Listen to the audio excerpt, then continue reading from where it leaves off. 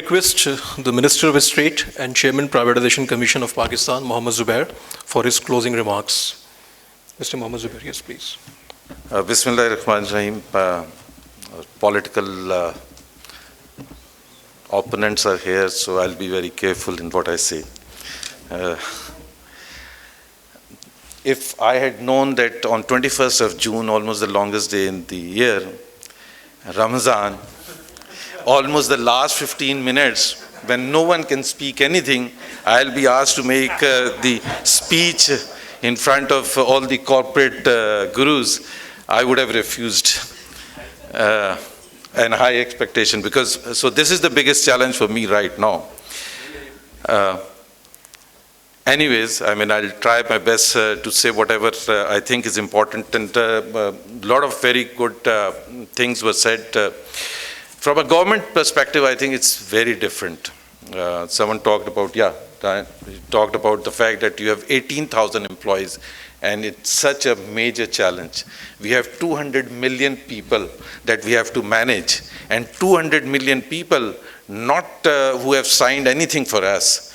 And we are talking about different stakeholders, the military, the mullahs that you talked about, the religious right, rather, I'll use the word, the religious right. Those people who are the liberals, of course, the civil society, the media, the judiciary. So all have to be taken on board in one way or another to go through a major reform process, to go through a major decision or a strategic decision that you want to take. Any government, any party coming into power in Pakistan, for example, when we came into power, there were few things which we thought are fundamental to improving the state of affairs in Pakistan from an economic standpoint, from a political standpoint, from all other aspects. And some of those were, whether someone likes it or not, and I don't know whether I should be talking like this here, but I think no one will report outside this hall, so I can talk about it. There's this civil-military imbalance. And I think not to accept that there has been a civil-military imbalance is to ignore the reality of Pakistan.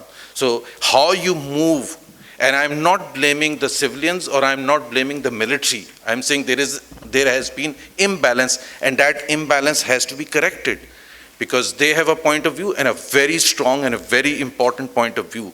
The civilian leadership has always had a point of view. Just give you one example of how to move in building up the relationship with India, for example. When you are in power, and that is something that we acknowledged at the start of the term, before the term in fact, and there's no rocket science about it, that no country in the world has progressed economically without doing business with its neighbors. It's as simple as that. But we decided in 1947, no, we are not going to do business with India because they are not good people and they want to undo Pakistan. And we can compensate that by doing great business with the Muslim brothers in Middle East. To a misfortune, we realized that it's important that there is Muslim brotherhood, but more than that, it's the economic relevance which is important. And that is why we see today India having very good relations with Saudi Arabia, with Oman, with Qatar, with UAE, because India is economically relevant to those countries much more than Pakistan is. So imagine a country or a party in power which is trying to break through this web. And it's such a difficult thing. In spite of the fact that we have not been able to build up good relations, in spite of the fact that Pakistan and India are back to square one from where we started, most people in Pakistan still believe that we are too soft with India. And the best way to deal with India is to send F-16s and start bombing them. Because if you are talking to Mr. Modi in a very good environment, that is taken as a very, very negative thing. So building up relations with your neighbors, especially India, is a major challenge. Building up or improving the civil-military imbalance is a major challenge. Then for a lot of people, and at least half the population, they believe that this country was created in the name of Islam. The remaining half say, no, no, no, it was not in the name of Islam, it was for the Muslims of the subcontinent. And I don't know where the difference is, but there's a very thin line between the two. So because it was created in the name of Islam, so everything that you must do here should be according to Quran and Sunnah. And therefore, the Constitution says that practically whether we are doing that or not, but it's a major challenge. And that challenge, I mean, what I'm trying to say is that because, again, you mentioned the fact that the way we have dealt with some of the extremists or some of the people that no previous government would have dared to was very important. I mean, we knew that we have to get back Pakistan, the Pakistan that we inherited from Quaid-e-Azam, a tolerant, liberal Pakistan. And what it had become, an intolerant society over the last several decades. So some of the very difficult and tough decisions, some of the symbolic things that we had to do to show that this government is moving away from that path of giving in space to the extremist elements, because this was an existential problem and we had to deal with it. And the decision to undertake a military operation against those extremists, it's not an easy, in the context of Pakistan's history. Look at Pakistan's history, none of the military operations had been successful. 1971 East Pakistan, 2 or 3 in Balochistan, Karachi, Sindh, MRD movement in 1983, 1991 in Karachi, none of them have been successful. And here we were, and immediately being put under pressure to undertake a military operation which none of the previous governments had undertaken over the last 10, 12 years. Pakistan was facing the extremist threat all of those years. Go back and remember 2007 when Benazir Bhutto was mercilessly murdered, and I mean, attack on GHQ, attack on PF, attack on so many schools, colleges, shops, shopping centers, and so on and so forth.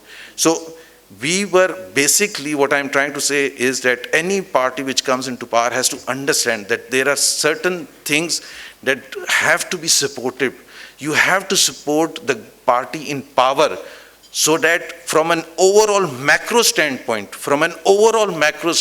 Pakistan can start moving ahead.